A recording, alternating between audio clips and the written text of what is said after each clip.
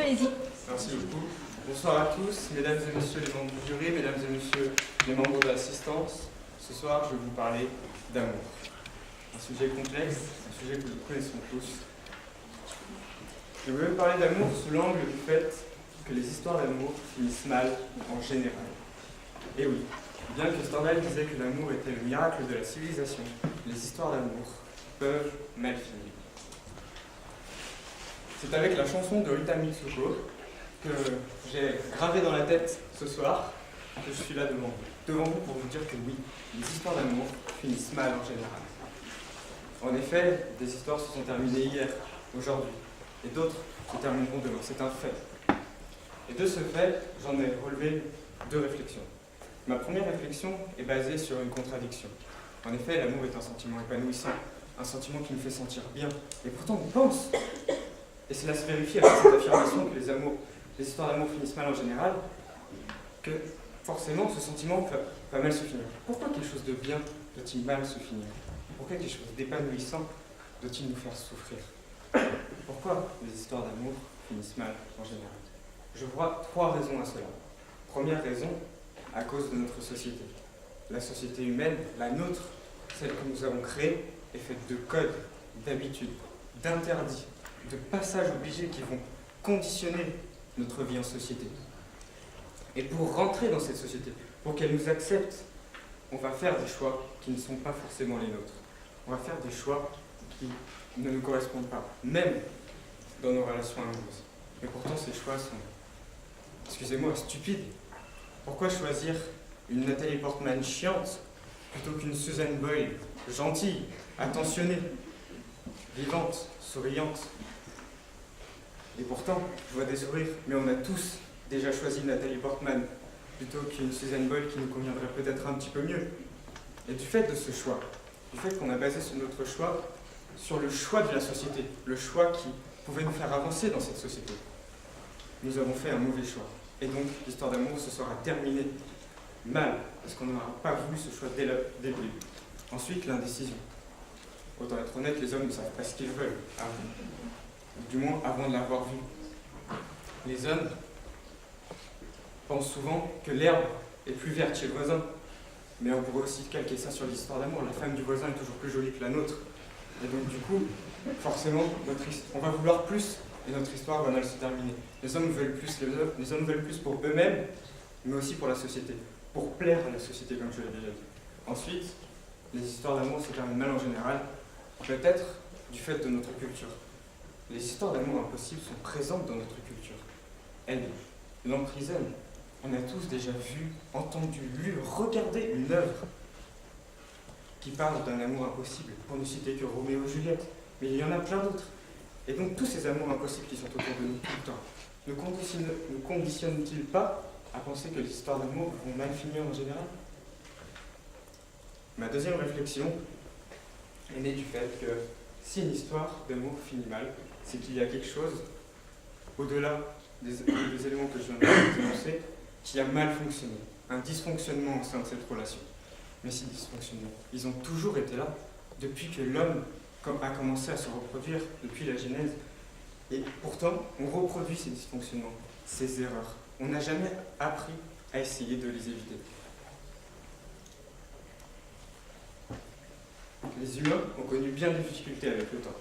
Les humains ont dû apprendre à vivre ensemble, et donc pour cela, ils ont notamment écrit le Code civil. Les États ont dû apprendre à vivre ensemble, et ils se sont organisés par une société internationale, notamment par le biais de l'ONU. Les humains ont appris et compris que les énergies fossiles n'étaient pas illimitées. Donc nous sommes aujourd'hui en pleine transition énergétique vers les énergies renouvelables. Tout ça pour dire que les humains, quand ils sont confrontés à un problème, ils vont chercher une solution. Ils vont chercher une solution et ils vont bien souvent la trouver. C'est le propre de l'homme. L'homme n'aime pas les problèmes, on veut des solutions. C'est très cartésien, vous savez, on veut des solutions. Posons ce principe, l'homme cherche toujours une solution à ce problème. Et ramenons notre sujet. Les histoires d'amour finissent mal en général. C'est un problème.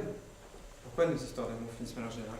Pourquoi n'a-t-on pas trouvé de solution au fait que les histoires d'amour se terminent toujours mal en général? On pourrait dire que l'erreur est humaine. Ce serait se déresponsabiliser facilement. Et encore, je ne pense pas que ce soit une excuse valable, parce que le propre de l'erreur, c'est d'apprendre, de ne pas la recommencer, de ne pas la refaire. Or, des erreurs ont été commises dans toutes les relations, dans les relations des gens autour de nous, dans les relations que l'on a, nous aussi, vécues. Donc, on aurait dû apprendre de ces erreurs. Or, on n'a pas fait. Est-ce qu'on pourrait, pour que des histoires d'amour soient heureuses à chaque fois, les entourer de normes obligatoires? C'est pas possible. Ce serait une ingérence fondamentale dans la vie privée. On y vivrait en liberté. Peut-être que pour répondre à cette question, il faudrait peut-être déjà que nous comprenions l'amour. Enfin, en disant que les histoires d'amour finissent mal en général, on pose en principe, et c'est un principe clair, qu'une histoire d'amour va forcément mal se terminer. Et c'est un principe pessimiste. Pourquoi une histoire d'amour finirait-elle mal à chaque fois? Pourquoi le fait d'être heureux dans sa relation serait-il une exception? Tout le monde aspire à être heureux, et pourtant ce ne serait que l'exception. Ce n'est pas logique. Et quand bien même une histoire se terminerait, elle pourrait ne pas mal se terminer, elle pourrait bien se terminer. Pour illustrer le fait qu'une histoire pourrait bien se terminer, ou du moins que les conséquences ne seraient pas si dramatiques que ça, j'aimerais que nous imaginions un cas.